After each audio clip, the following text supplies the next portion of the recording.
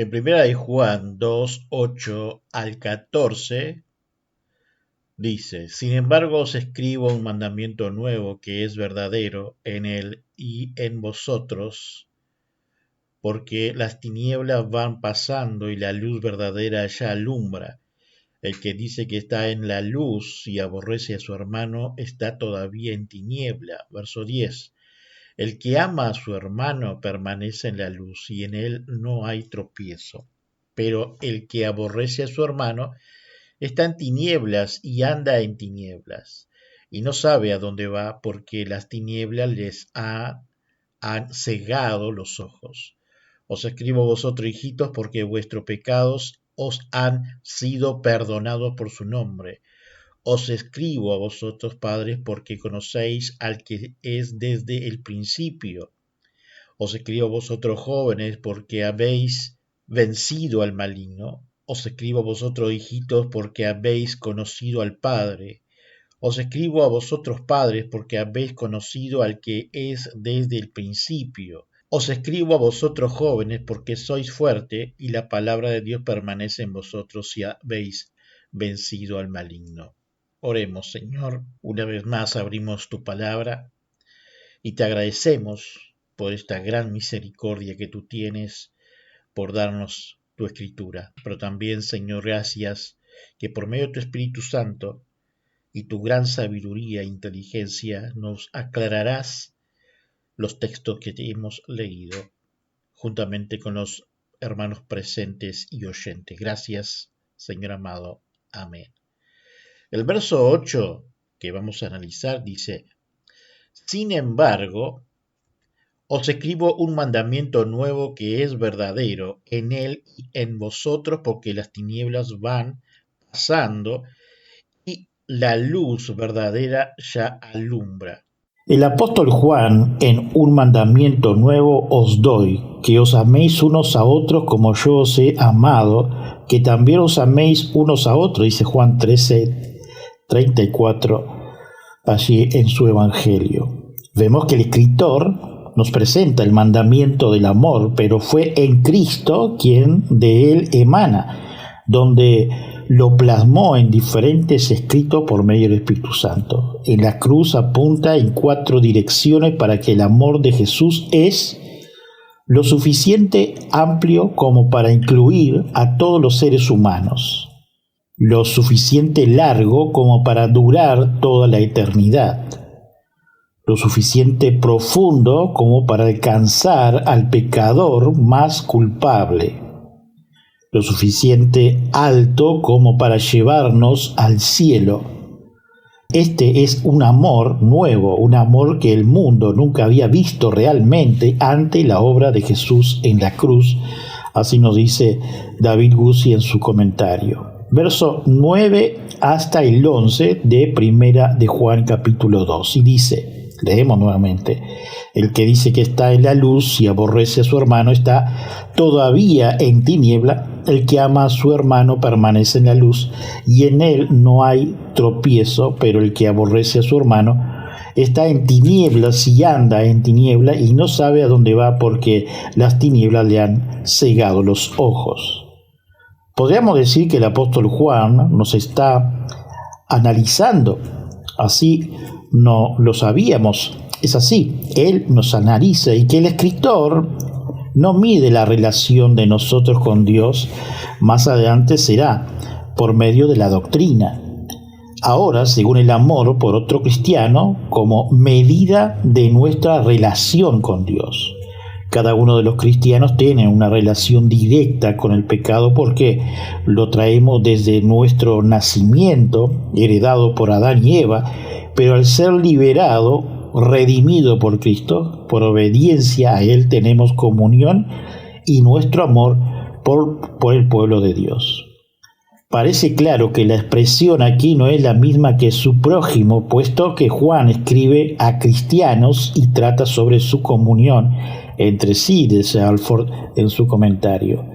Podemos decir que el apóstol Juan, a su edad, que era mucha, Juan el apóstol había entendido sobre el amor, ya que no era muy habitual, por referencia, desde Lucas 9:54 y leemos así.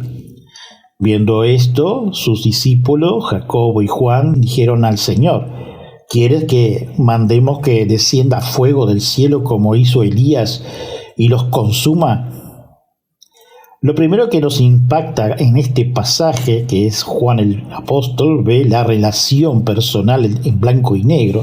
En relación con nuestro hermano hombre, no hay más que amor u odio, según lo ve Juan el apóstol. No hay tal cosa como neutralidad en la relación personal. Según lo expresó Westcott, la indiferencia es imposible, no hay crepúsculo en el mundo espiritual, así nos dice Berkeley. Hay que notar además que de lo que está hablando el apóstol Juan es de la actitud de un hombre hacia su hermano, es decir, el vecino de al lado, el que vive y trabaja con él, con el que está en contacto con todos los días. Y hay una supuesta actitud cristiana que predica con entusiasmo el amor de la gente de otras tierras, pero que nunca busca ninguna clase de relación con el vecino de al lado, ni tan siquiera vivir en paz con el propio círculo familiar. Juan el apóstol insiste en el amor hacia la persona con la que estamos diariamente en contacto, como hacía A. E. Brockter. Esto no es una filosofía inspirada ni una pretensión cosmopolita, es algo inmediato y práctico, así nos dice Berkeley. Juan el apóstol tiene toda la razón del mundo cuando traza una aguda distinción entre la luz y la oscuridad, el amor y el odio, sin matices intermedios. No podemos pasar por alto a nuestros hermanos, es parte de nuestra circunstancia. La cuestión es ¿cómo le consideramos? Primero, podemos considerar a nuestro hermano hombre como prescindible. Podemos hacer todos nuestros planes sin incluirle de ninguna manera en nuestros cálculos. Podemos vivir con la suposición de que su necesidad y su dolor y su bienestar y su salvación no tienen nada que ver con nosotros. Una persona puede ser tan egoísta, a menudo, inconscientemente, que lo único que le importa en el mundo es ella.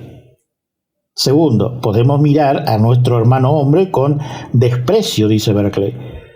Le podemos tratar como un necio en comparación con nuestros logros intelectuales y como alguien de cuya opinión no podemos prescindir totalmente. Puede que le consideremos, como los griegos a los esclavos, una casta inferior, aunque necesaria, bastante útil para la tarea vulgar de la vida, pero que no se compara con nosotros, dice Berkeley. Tercero, podemos considerar a nuestro hermano hombre como un fastidio. Puede que reconozcamos, dice Berkeley, que la ley y los convencionalismos le han dado un cierto derecho sobre nosotros, pero que no es nada más que una desgracia, imposición. Así es que uno puede considerar como lamentable cualquier contribución que tenga que hacer a la caridad y cualquier impuesto que tenga que pagar para el bienestar social. Algunos consideran que lo más íntimo de su corazón, que lo que se encuentra en una condición de pobreza o de necesidad, lo mismo que todos los demás marginados, no son más que un fastidio, dice Berkeley. Cuarto, puede que consideremos a nuestro hermano hombre un enemigo. Si consideramos que la competencia es el principal fundamento de la vida, tendrá que ser así. Cualquier otra persona de la misma profesión o negocio es un competidor en potencia y por tanto un enemigo en potencia. Quinto, puede que consideremos a nuestro hermano hombre un hermano, sus necesidades como si fueran su interés como si fuéramos nuestros, y el estar en la debida relación con el cómo, el verdadero gozo de la vida, dice Berkeley, en análisis de los versículos del 9 al 11. Verso 12 de primera de Juan 2. Os escribo a vosotros, hijito, porque vuestros pecados os han sido perdonados por su nombre. Hermanos, cada uno de que venimos al camino de Cristo, traídos por Él, por medio del Espíritu Santo, pero por más que tengamos una edad de mínima o alta en el Señor, somos niños pequeños, así es. Muchos analistas dicen que el cristiano, en el espiritual, es igual a nuestro crecimiento físico. Y veamos estas etapas desde la Escritura, la Biblia.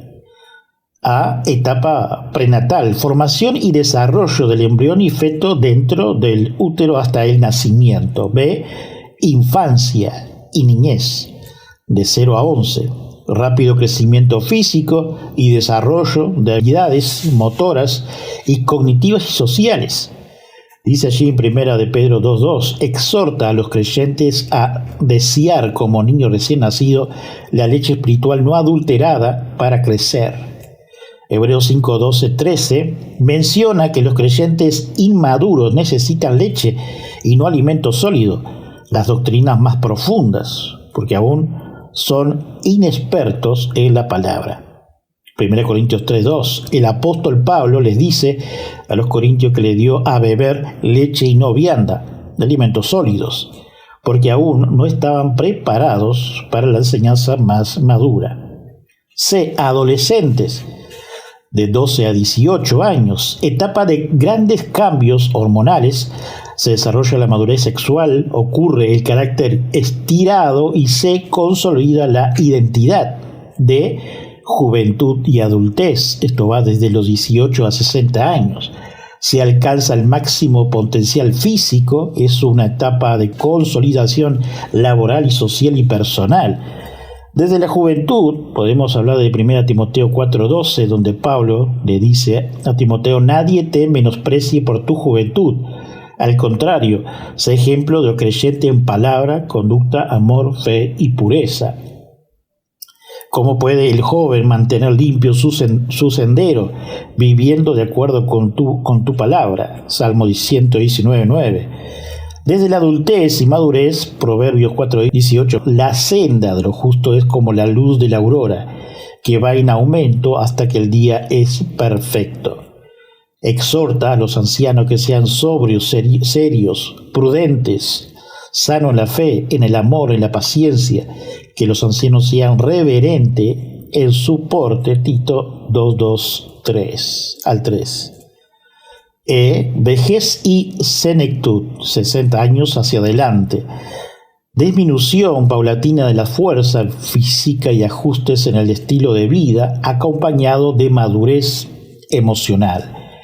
Corona de honor es la vejez que se halla en el camino de justicia, dice Proverbios 16:31. Esto es un aporte de David Guzzi. De la misma forma podemos decir que el perdón de Dios es un don y no un logro desde lo humano. Veamos el versículo 13 ahora. Os escribo a vosotros, Padre, porque conocéis el que es desde el principio. Os escribo a vosotros, jóvenes, porque habéis vencido al maligno. Os escribo a vosotros, hijitos, porque habéis conocido al Padre. En primera etapa de crecimiento espiritual debemos de generar raíces profundas en el amor y de Dios, quien es nuestra paternidad. Desde esta relación nos ve como un hijo dependiente, al reflejo de nuestro Señor Jesucristo. Hermanos, déjenme hacer una paradoja aquí. En la creación de Dios, allá en el Génesis, capítulo 1 y 2, vemos que Adán y Eva dependían totalmente de Dios, en la santidad mental, espiritual y físico, incluyendo en el comer y entre los animales y bestias, sin tener el miedo de la desnudez, porque todavía el pecado no había entrado. Hoy tendremos de esta última, verso dicho, estamos en pecado, pecados redimidos o pecadores redimidos, caminando en su voluntad, soberanía y misericordia. Y sí, y solo sí, debemos de estar dependiente totalmente de Cristo, ya que nuestra vida sin Él es muerte eterna y en el infierno eterno. Y no os glorificáis en Él. Qué orgullo están los niños pequeños cuando empiezan a hablar y van a la escuela. Su padre es el hombre más grande que jamás haya existido. Nunca hubo otro igual. Podéis hablarle de grandes estadísticas, de grandes guerreros o de grandes príncipes, pero todos ellos son insignificantes. Su Padre llena todo el horizonte de su ser. Pues bien, así sucede con nosotros y con nuestro Padre Dios, dice Spurgeon. Verso 14. Os he escrito a vosotros, Padre, porque habéis conocido el que es desde el principio. Os he escrito a vosotros, jóvenes, porque sois fuertes y la palabra de Dios permanece en vosotros y habéis vencido al maligno. Juan el apóstol nos insta a que fuéramos a la fuente de la fortaleza espiritual, que es Cristo, por medio de la palabra de Dios. Una de las preguntas que siempre nos hacen cuando dejamos la juventud o el pastor se enfrenta en conversación de consejería, surge este tipo de preguntas. ¿Te consideras uno de los jóvenes espirituales? ¿Eres fuerte? ¿Estás usando tu fuerza para algún propósito espiritual? ¿Te molesta que Dios ponga a prueba y desarrolle tu fuerza? Es un aporte de comentario de David Guzzi. Este es un pasaje muy precioso y sin embargo, a pesar de toda su belleza, presenta sus problemas de interpretación. Empezaremos por notar dos cosas que son seguras. Primero, en cuanto a su forma, este pasaje no es exactamente poesía, pero es algo se le parece, y esto se ha de tener en cuenta en su interpretación. Segundo, en cuanto a su contenido, Juan el apóstol le ha estado advirtiendo a su pueblo de los peligros, de la oscuridad y de la necesidad de andar en la luz, y ahora dice que en todas las cosas su mejor defensa está en recordar lo que son y lo que ha de hecho por ellos. Sean quien sea, sus pecados le han sido perdonados, sean quienes sean, conocen el que es desde el principio, sean quienes sean, tienen la fuerza que pueden enfrentar al maligno y a vencerlo. Cuando aconsejaron a Nehemías a buscar cobardemente su seguridad, su respuesta fue: un hombre como yo ha de huir. Nehemías 6:11. Y cuando el cristiano es tentado, su respuesta bien puede ser: ¿debe un hombre como yo rebajarme a esta locura o mancharse las manos con esta guerrería? La persona que ha sido perdonada, dice Berkeley, que conoce a Dios, que es consciente de que puede reclamar una fuerza superior a la suya, tiene una gran defensa contra la tentación al recordar sencillamente estas cosas. Pero en este pasaje hay problema. El primero es bien sencillo. ¿Por qué dice Juan el apóstol 3 veces estoy escribiendo, a otros 3 veces os escribo? La Vulgata traduce ambas por el presente escrito y se ha sugerido que Juan el apóstol cambia el tiempo simple para evitar la monotonía que produciría 6 tiempos presentes seguidos. También se ha sugerido que los tiempos pasados son lo que se llama en griego el aoristo epístolas. Los autores de cartas griegas tenían la costumbre de usar el pasado en vez del presente para ponerse en la posición del lector. Para el escritor de una carta, una cosa puede que fuera presente porque estaba sucediendo en ese momento, pero para el lector de la carta sería pasado porque para entonces ya habría sucedido. Para poner un ejemplo sencillo, un escritor de carta griega podría decir igualmente bien: hoy voy al pueblo o hoy fui al pueblo. Ese es el aoristo epistolar del autor de la carta. Si fue así, aquí no hay realmente ninguna diferencia entre el estoy escribiendo y el escritor de Juan, el apóstol. Es más, probablemente que la interpretación sea la siguiente, dice Berkeley.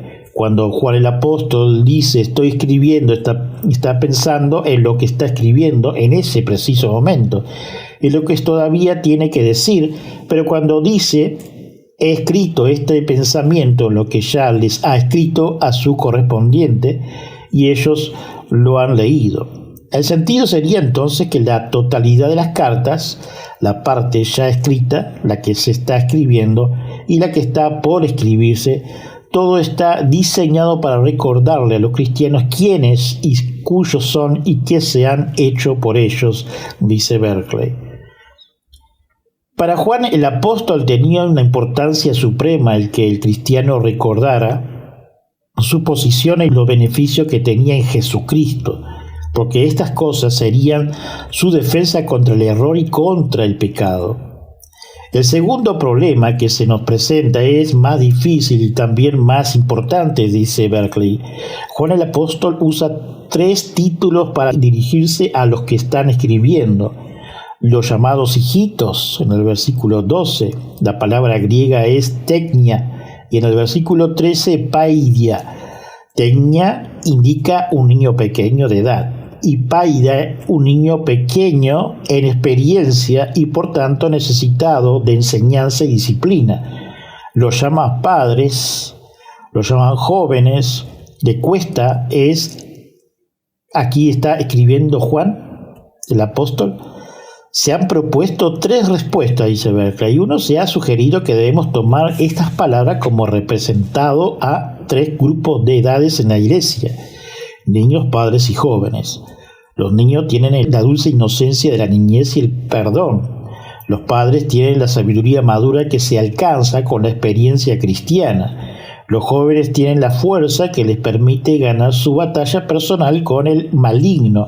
Esto es de lo más atractivo, pero hay 3 razones que nos hacen dudar de adoptarlo como el único sentido del pasaje, dice Berkeley. Hijitos es una de las expresiones favoritas de Juan. La usa también en el capítulo 2, verso 1 y 28, capítulo 3, verso 7, y capítulo 4, verso 4, y capítulo 5, 21, como referencia. Está claro que en los otros casos no está pensando en los niños en términos de edad, sino en cristianos de lo que él mismo es el Padre espiritual. Para entonces debe encontrarse muy cerca de los 100 años de edad. Todos los miembros de su iglesia pertenecen a una generación mucho más joven y para él eran todos niñitos, de la misma manera que un maestro o profesor puede seguir hablando de sus chicos cuando ya son hombres hechos y derechos. El hecho de que el pasaje es poético nos hace pensar 2 veces antes de adoptar una interpretación literal y prosaica, tomando como intención de una clasificación tan seca y exacta. El literalismo y la poesía no se dan fácilmente juntos, dice Berkeley. Tal vez la mayor dificultad está en la que bendiciones de las que habla Juan el apóstol no son poseídas exclusivas de ninguna edad. El perdón no pertenece exclusivamente a los niños. Un cristiano puede ser joven en la fe y tener, sin embargo, una madurez maravillosa. La fuerza para vencer al tentador no pertenece exclusivamente a la juventud. Estas bendiciones pertenecen a toda la vida cristiana y no solamente a una cierta edad, dice Berkeley. No decimos que no haya una idea de grupo por edades en este pasaje. La hay, sino duda. Pero el apóstol Juan tiene una manera de decir las cosas que se pueden tomar de 2 formas, una más estrecha y otra más amplia, aunque el sentido más estrecho también está aquí. Debemos oír más allá de él para encontrar el significado pleno. Segundo, se ha sugerido que hemos de encontrar aquí 2 grupos, dice Berkeley. El razonamiento es hijitos o niñitos. Describe a los cristianos en general, y que los cristianos en general se define en 2 grupos, los padres y los jóvenes, es decir, los jóvenes y los ancianos, los maduros y los que no lo son todavía. Eso es perfectamente posible porque el pueblo de Juan, el apóstol, debe de haberse acostumbrado hasta tal punto a que él los llame hijitos míos, que no relacionan esta expresión con una edad determinada y todos se incluían en esa categoría. Se sugiere que en cada caso la palabra incluye a todos los cristianos y que no se pretende ninguna clasificación. Todos los cristianos parecen chiquillos porque todos fueron recuperados la inocencia por el perdón de Jesucristo, dice Berkeley. Todos los cristianos son como padres plenamente maduros, responsables, que pueden pensar y aprender su camino cada vez más profundamente hacia el pleno conocimiento de Jesucristo. Todos los cristianos son como los jóvenes, con una energía vigorosa para luchar y ganar su batalla contra el tentador y su poder. Podemos empezar por tomar esta palabra como una clasificación de los cristianos en 3 grupos por edades, pero llegamos a ver que las bendiciones de cada grupo son las de todos los grupos y cada uno de nosotros se encuentra incluido en todos los grupos, dice Berkeley. Este pasaje presenta claramente los dones de Dios a todos los hombres en Jesucristo. Primero está el don del perdón por medio de Jesucristo. Este era el mensaje esencial del Evangelio. De los primeros predicadores fueron enviados a predicar el arrepentimiento y el perdón de los pecados. Lucas 4:27 fue el mensaje de Pablo en Antioquía de Pisidia, que a todos los hombres se proclamaban mediante Jesucristo el perdón de pecado. Hechos 13:38 como referencia. Ser perdonado es estar en paz con Dios. Ese es precisamente el don que Jesús trajo a los hombres, dice Berkeley. El apóstol Juan usa la curiosidad de una frase por medio de su nombre. En el versículo 12, el perdón viene por medio del nombre de Jesucristo. Los judíos hablan el nombre de una manera muy especial. El nombre no es simplemente la palabra por la que se llama a una persona, representado todo el carácter de una persona, en tanto en cuanto se ha dado a conocer a los demás. Este uso es muy corriente en el libro de los Salmos. En ti confiarán los que conocen tu nombre. Salmo 9:10. Está claro que esto no quiere decir que los que saben que Dios se llama Jehová pondrán su confianza en Él, sino que los que conocen la naturaleza de Dios en tanto en cuanto ha sido revelado a los hombres, estarán dispuestos a poner su confianza en Él porque saben cómo es. El Salmo ora: por amor de tu nombre, oh Señor, perdona mis culpas. Salmo 25:11. Que para todos los intereses y propósitos quieren decir que causa de tu amor y misericordia. La base de la oración del salmista es el carácter de Dios como él sabe que Dios es. Por amor de tu nombre, dice el salmista, condúceme y guíame. Salmo 31:3. Puede presentar su petición solamente porque conoce el nombre, el carácter de Dios. Algunos presumen de carros de combate, dice el salmista, y otros de su caballería, pero nosotros confiamos en el nombre del Señor, nuestro Dios. Salmo 20, versículo 7. Algunas personas ponen su confianza en las cosas terrenales, pero nosotros confiamos en Dios porque conocemos su naturaleza.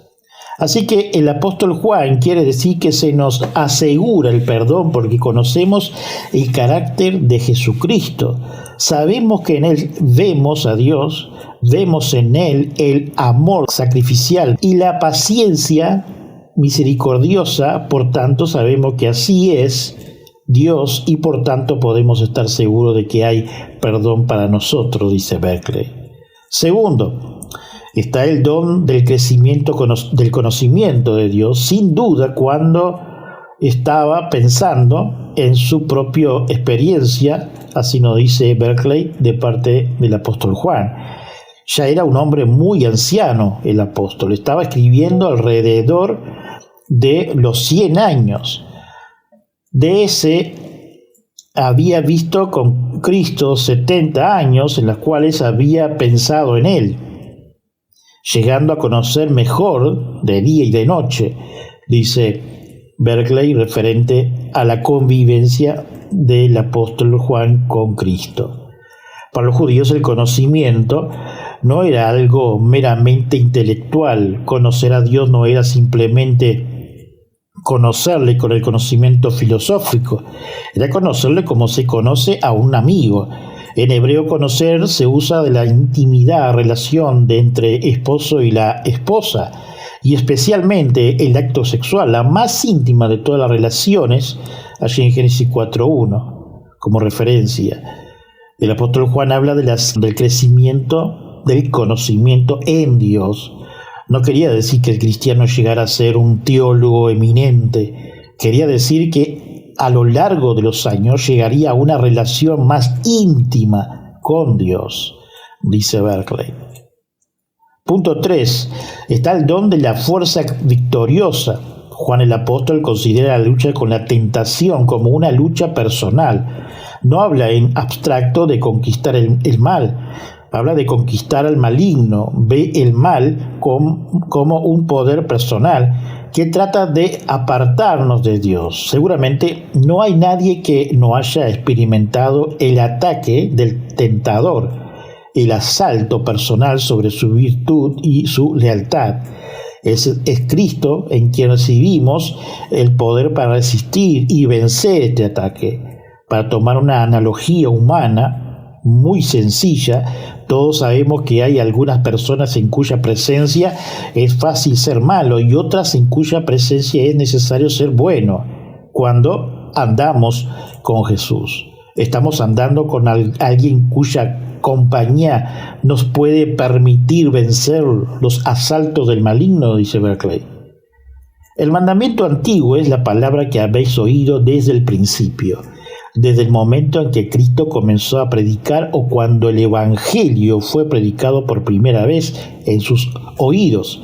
Lo que es nuevo en el Evangelio, en un sentido, no es nuevo en otro, porque aunque Juan estaba a punto de escribir lo que llama un mandamiento nuevo, sin embargo, al mismo tiempo estaba escribiendo algo que no era nuevo, algo que no fue injertado en el Evangelio, pero que surge naturalmente de él. Saber la ley del amor, dice Spurgeon.